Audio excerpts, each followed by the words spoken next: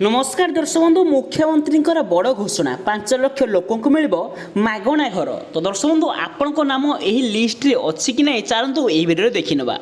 तो दर्शक बंधु प्रधानमंत्री आवास योजना संपर्क में नुआ अपडेट आसी। प्रधानमंत्री आवास घर योजन 5 लाख नुआ घर निर्माण करने को सरकार योजना देइछंती। राज्य में भाजपा सरकार गठन पर दिल्ली में गुरुत्वपूर्ण प्राक बजेट अनुष्ठित होती।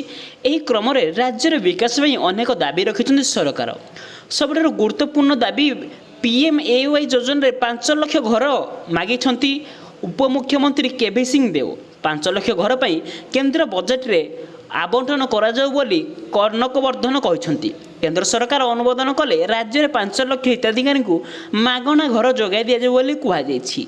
प्रधानमंत्री आवास योजना माध्यम लोक सहायता प्रदान करा जो मैंने घरटी करने को आर्थिक असक्षम अच्छा। यही लोक आवास योजना माध्यम धनराशि प्रदान करा हिताधिकारी यह योजना लाभ उठाइवाई आवेदन करते।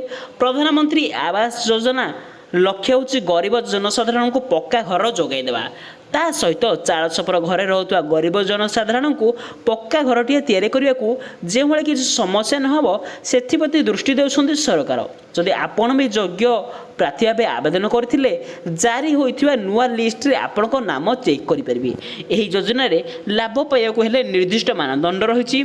यही योजना सामिल होगा परिवार आय 3 लाख टंकार कम होता आवश्यक। से भली परिवार मुख्यों नाम पक्का घर रही से योजनार लाभ उठाई पारे ना। बंधु आसु आसु सरकार एक्शन मोड्रे मोहन सरकार ओडिशा रे क्षमता को आसु आसु 100 दिन भितर सुभद्र योजना लागू करने को निर्देश देवा सहित पीएम किसान निधि रे कृषकों को किस्ती टंका पठाई एवं यही 100 दिन भितर राज्य हजार हजार महिला 50,000 टंका पाइब बोली मुख्यमंत्री ताहा घोषणा करछंती। ता सहित से घोषणा करछंती जे पीएम आवास रे समस्त योग्य हिताधिकारी मानक गृह मिलिबो। जदि आपण अयोग्य हिताधिकारी होइथिबे तबे आपनकू एही गृह एही पीएम आवास योजनार लाभ मिल पारिबो नाही। तो दर्शक बंधु निहाती भाव आमको कमेंट कर जनातु जे आपण पीएम आवास रो योग्य हिताधिकारी ना जने अयोग्य हिताधिकारी। ता सहित निहाती कमेंट कर जनातु जे आपण केउ जिल्ला रु आमर एही वीडियो को देखुचंती। तो दर्शक बंधु परवर्ती वीडियो में आपको कहीदेवी जे आपण केउ भली भाव में पीएम आवास योजना रे गृह पे नुआ अप्लाई फॉर्म पकई पारिबे। तो एथिमे हम चैनल को सब्सक्राइब करी पाखर बेल आइकन को ऑल कर रखिथंतु।